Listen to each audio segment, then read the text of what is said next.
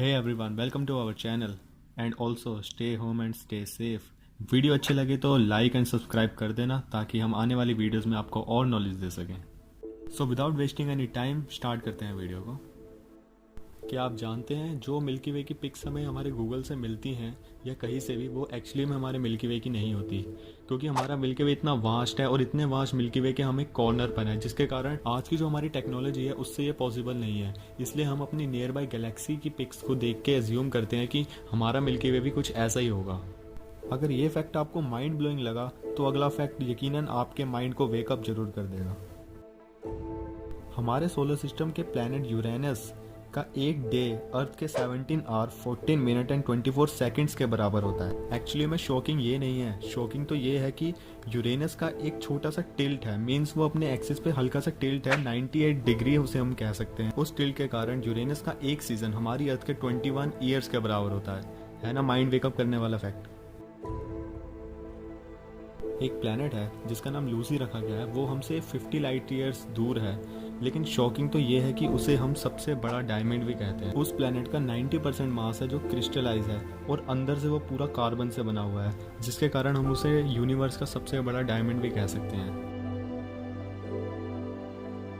अब dense object की बात की जाए तो न्यूट्रॉन स्टार जो होते हैं वो सबसे आगे होते हैं। अब डेंस ऑब्जेक्ट इजी वे में समझाया जाए तो कोई भी ऐसा ऑब्जेक्ट जो दिखने में तो बहुत छोटा हो, बेशक छोटा दिखे, बट उसका जो वेट होगा वो बहुत ज़्यादा होगा, मीन्स उसके साइज से ज़्यादा उसका वेट ही होगा।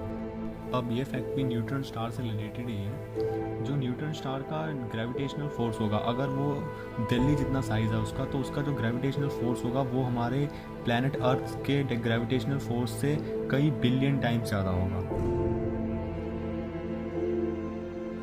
अब अगर साइंस फिक्शन मूवीज़ आप लोग देखते हैं तो आपने नोटिस किया होगा कि अगर कभी भी मूवीज़ के अंदर स्पेस के अंदर कोई भी एक्सप्लोजन होता है तो उसकी एक बहुत ज़्यादा तेज़ बीम आती है, बहुत ज़्यादा साउंड वेव आती है उसकी, जो एक्चुअली में पॉसिबल नहीं है। बिकॉज जो हमें भी पता है कि साउंड जो ट्रैवल करता है वो एयर के थ्रू करता है। हमारे अर्थ के ऊपर एटमॉस्फेयर है, इसलिए साउंड एयर के थ्रू ट्रैवल कर रहा है, बट इन स्पेस वहाँ पे कोई एटमॉस्फेयर नहीं है, वहाँ पे वैक्यूम नहीं है, तो वहाँ पे साउंड ट्रैवल नहीं कर सकता।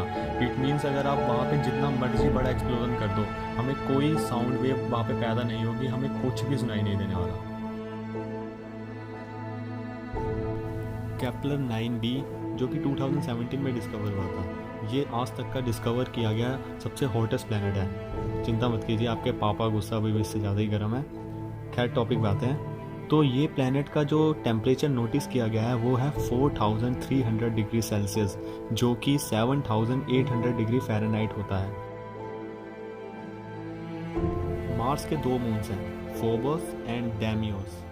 सो ऐसा एज्यूम किया जा रहा है कि आफ्टर 30 to 40 मिलियन ईयर्स इसके बाद जो मार्स का जो ग्रेविटेशनल पुल है वो फोबस एंड डेमियोस को पूरी तरह से डिस्ट्रॉय कर देगा। मींस उसका जो बाकी मलबा होगा वो उसके आसपास घूमने लग जाएगा, रोटेट करने लग जाएगा, जिसके कारण उसके आसपास एक रिंग का फॉर्मेशन हो जाएगा जो एकदम सैटर्न जैसी होगी। अब हमारे मून के नाम भी एक रिकॉर्ड है। जो हमारा मून है वो सन के सबसे क्लोजेस्ट सैटेलाइट में से एक है, क्योंकि मरकरी और वीनस के ऊपर तो कोई सैटेलाइट ही नहीं है, तो बेसिकली वो फर्स्ट नंबर पे ही आएगा।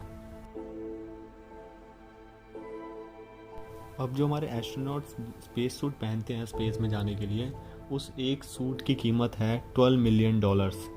जी हाँ, और $12 मिलियन अगर इंडियन रुपीज़ में कन्वर्ट किया जाए तो वो बन जाता है कुछ 90 करोड़ रुपीज़। बहुत ज़्यादा अमाउंट है एक सूट की। अब आप सोच सकते हैं कि कितना हाईटेक सूट होगा है। अब आपको इतने सारे फैक्ट्स पता चल गए हैं कि आप इन फैक्ट्स को अपने फ्रेंड्स को बताकर या अपने रिलेटिव्स को बताकर अपने आप को स्मार्ट प्रूव कर सकते हो। नहीं। और अगर वीडियो पसंद आए तो लाइक शेयर सब्सक्राइब कर देना। नहीं। न्यू चैनल है और आने वाले टाइम में हम और ऐसे फैक्ट्स लेके आते रहेंगे जिसके आपकी नॉलेज और बढ़ती रहेगी इजी वे में।